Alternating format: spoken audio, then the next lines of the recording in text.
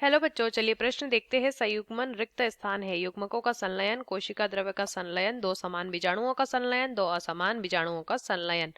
तो सबसे पहले जानेंगे हमारे प्रश्न की मुख्य अवधारणा। मुख्य अवधारणा, हमारे प्रश्न की मुख्य अवधारणा है, हमें बताना है संयुग्मन के बारे में।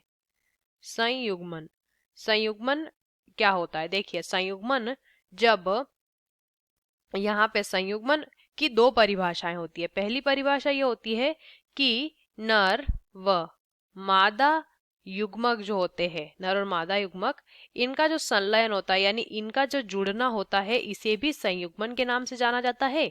इसे ही संयुग्मन कहते हैं। और साथ ही साथ यहाँ पे दूसरी परिभाषा ये होती है कि जो जीवाणु होते हैं, जीवाणु, उन जीवाणुओं के अंदर उनके आनुवंशिक पदार्थ का स्थानांतरण जब होता है एक जीवाणु से दूसरे जीवाणु में, आनुवंशिक पदार्थ का स्थानांतरण जब होता है तो उसके लिए उनकी कोशिका, इन जीवाणुओं, दो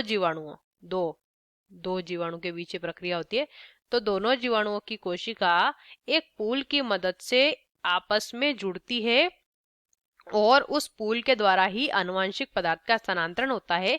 इस प्रक्रिया को भी संयुग्मन के नाम से जाना जाता है। तो अब प्रश्न को अगर देखेंगे विकल्पों को, तो युग्मकों का संलयन हमें उत्तर में दिया है, तो ये सही होगा, इसे संयुग्मन कहते हैं। कोशिका द्रव्य का संलयन, इसे संयुग्मन नहीं कहा जाता, ना ही दो समान बीजाणुओं के संलयन को और ना ही दो असमान बीजाणुओं के संलयन को संयुग्मन कहते हैं।